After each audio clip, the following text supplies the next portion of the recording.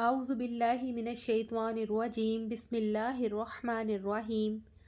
السلام علیکم ورحمۃ اللہ وبرکاتہ۔ سورۃ البقرہ۔ الف لام میم۔ الف لام میم کیا ہے؟ یہ حروف مقطوعات ہے، یعنی کٹے ہوئے حروف، اور ان کے بارے میں اللہ تعالیٰ ہی زیادہ جانتے ہیں۔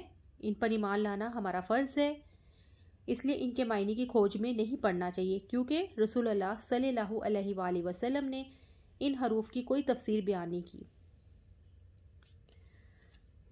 ذالک الکتاب لا ریب فیہ ھدی للمتقین۔ یہ کتاب ہے جس میں کوئی شک نہیں اور متقیوں کے لیے ہدایت ہے۔ آیت نمبر 2۔ ذالک الکتاب، یہ کتاب ہے۔ کتاب سے مراد قرآن حکیم ہے، جس سے رسول اللہ صلی اللہ علیہ وآلہ وسلم نے لوگوں پر پڑھا، ان پر نازل ہوا، اور انہوں نے آگے سے ہم سب تک پہنچایا۔ یعنی یہ کتاب عظیم ہی در حقیقت کتاب کہلانے کی مستحق ہے، جو بہت بڑے علم اور واضح حق جیسے امور پر مشتمل ہے، جو پہلے انبیاء کی کتابوں میں نہیں ہے۔ لا ریب فیہ، جس میں کوئی شک نہیں۔ اس سے مراد ہے کہ اس میں کوئی شک نہیں ہے، اللہ نے کوئی شک رکھی نہیں۔ جیسے تورات تھی، انجیل تھی، ہم اس پہ بھی ہمارا ایمان ہے، کیونکہ وہ آسمانی کتابیں ہیں، لیکن اس کو چینج کیا گیا، اس کے لفظوں کو چینج کیا گیا ہے، اور ان کے جو علماء ہیں انہوں نے اپنی مرضی کی چیزیں اس میں ڈالی ہیں۔ لیکن اس کتاب میں کوئی شک نہیں ہے، اور اللہ نے خود اس کی ذمہ داری اٹھائی ہوئی ہے، ٹھیک ہے۔ اور یہ اللہ تعالیٰ کی وحی اور اس کا کلام ہے، جسے اس نے رسول اللہ صلی اللہ علیہ وآلہ وسلم کی طرف وحی کیا۔ ریب کیا ہے؟ ریب معنی اس کا یہ کہ ایسا شک ہے جو انسان کو بے چین کر دے، اور انسان جو ہے وہ کم علمی کی وجہ سے فیصلہ ہی نہ کر پائے کہ کون سی بات صحیح اور کون سی غلط ہے۔ تو قرآن مجید اس قسم کے ہر شک سے پاک ہے، اس لیے اللہ نے یہاں پہ ریب کا لفظ دیا ہے کہ اس میں ایسی کوئی بات ہی نہیں جو انسان کو بے چین کر دے، بلکہ جب ہم قرآن پڑھتے ہیں تو ہمارے دلوں کو سکون ملتا ہے، اور ہمیں ایسا فیل ہوتا ہے کہ جیسے ہمارا رب ہم سے باتیں کر رہا ہے۔ ایسا ہی ہوتا ہے نا۔ قرآن مجید کے اللہ تعالیٰ کی طرف سے نازل ہونے میں کوئی شک نہیں، جیسا کہ رب العزت نے فرمایا تنزیل الکتاب لا ریب فیہ من رب العالمین۔ یہ آیت نمبر ہے سورہ سجدہ، آیت نمبر 2۔ اس کتاب کا نازل کرنا جس میں کوئی شک نہیں جہانوں کے رب کی طرف سے ہے۔ قرآن مجید اپنی ذات میں حق ہے، اللہ تعالیٰ کی جانب سے نازل کیا گیا ہے۔ اس کی صفات میں سے ایک صفت ہے جو کہ مخلوق نہیں ہے، نہ نئی بات ہے۔ کافروں کے لیے اس میں شک پیدا ہوتا ہے۔ اللہ تعالیٰ نے شک میں مبتلا ہونے والوں کو چیلنج کیا ہے کہ اس جیسا کتاب یعنی اس جیسا کلام بنا کر لاؤ۔ اور اللہ نے فرمایا ہے سورۃ البقرہ آیت نمبر 23 میں کہ اگر تم اس کے بارے میں شک میں ہو جو ہم نے اپنے بندے پر نازل کیا، یعنی نبی کریم صلی اللہ علیہ وآلہ وسلم پر، تو اس جیسی ایک صورت لے کر آؤ۔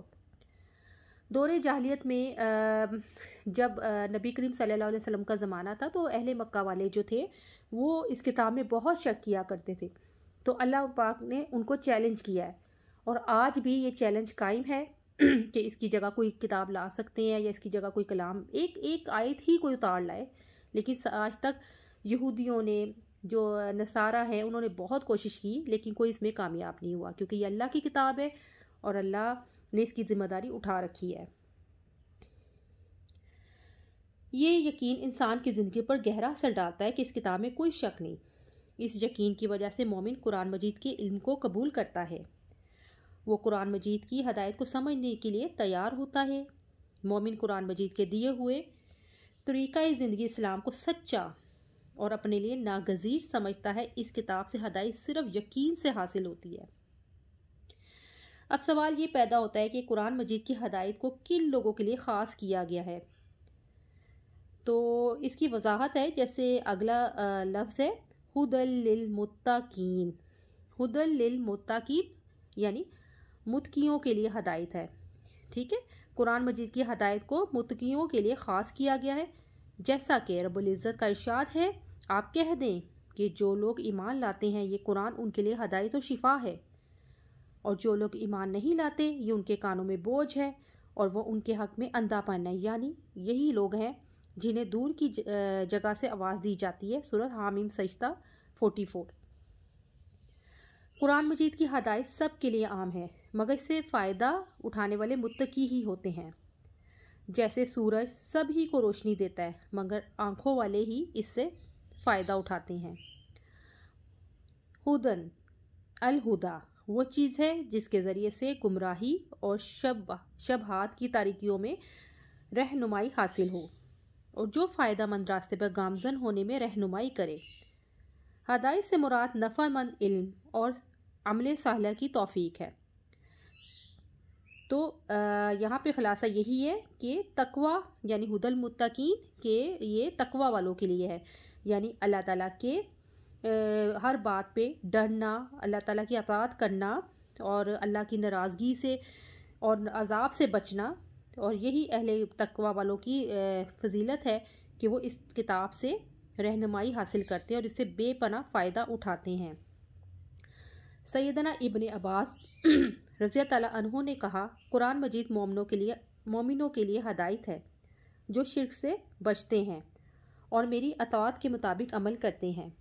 سیدنا ابن عباس رضی اللہ عنہ ہی نے کہا کہ متقین سے مراد وہ لوگ ہیں جو اس ہدایت کو جسے وہ پہچانتے ہیں ترک کرنے میں اللہ تعالیٰ کے عذاب سے ڈرتے ہیں، یعنی وہ اس کو ترک کر ہی نہیں سکتے کیونکہ ان کو پہچان ہے اس کتاب کی، اور اللہ تعالیٰ کے نبی صلی اللہ علیہ وآلہ وسلم جس دین کو لے کر آئے اس کی تصدیق کرنے میں اللہ تعالیٰ کی رحمت کی امید رکھتے ہیں۔ قتادہ رحمۃ اللہ علیہ فرماتے ہیں متقین سے مراد ہے کہ وہ لوگ ہیں جن کی صفت بیان کرتے ہوئے اللہ تعالیٰ نے فرمایا الذین یؤمنون بالغیب ویقیمون الصلاۃ ومما رزقناہم ینفقون، کہ وہ لوگ جو غیب پر ایمان لاتے ہیں اور نماز قائم کرتے ہیں اور جو ہم نے انہیں رزق دیا اس میں سے خرچ کرتے ہیں۔ سورۃ البقرہ 3۔ ابو یزید نے کہا متقی وہ ہیں جو کہیں تو اللہ تعالیٰ کہ جب کہیں تو کہیں اللہ تعالیٰ نے فرمایا اور جب عمل کریں تو اللہ تعالیٰ کے لیے کریں۔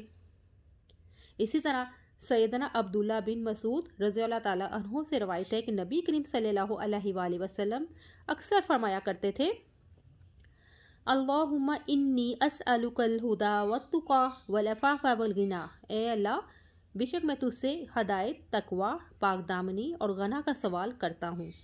اور یہ وہ دعا ہے جس کو پڑھنے کی بھی ہم سب کو کہا گیا ہے کہ ہم سب اس دعا کو یاد کریں اور اس کو اپنی دعاؤں میں شامل کریں۔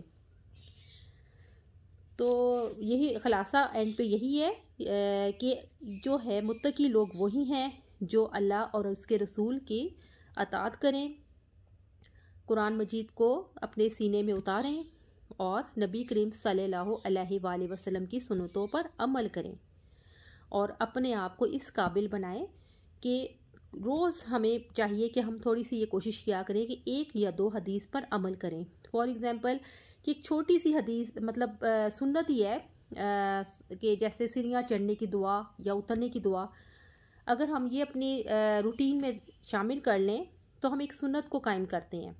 کھانا کھانا سے پہلے کی دعا، کھانا کھانے کے بعد کی دعا، واش روم میں جانے کی دعا، واش روم سے باہر آنے کی دعا، اسی طرح کی چھوٹی چھوٹی چیزیں ہمیں خود بھی اڈاپٹ کرنی چاہیے اور اپنے بچوں کو بھی اس طرف لانا چاہیے تاکہ ہمارا اسلام بہت زیادہ پھیلے اور ہمیں پتہ لگے اور ہم یہود و نصارہ جو نعوذ باللہ ہمارے نبی کریم صلی اللہ علیہ وسلم کا بناتے ہیں خاکہ، ان کو ہم اس چیز سے دور کریں اور ان کو ہم دکھائیں کہ ہم اس نبی کی امت ہیں کہ ہم نبی کی سنتوں پہ کیسے عمل کرتے ہیں۔ اللہ ہم سب کو اس کی توفیق دے، آمین یا رب العالمین۔ السلام علیکم ورحمۃ اللہ وبرکاتہ۔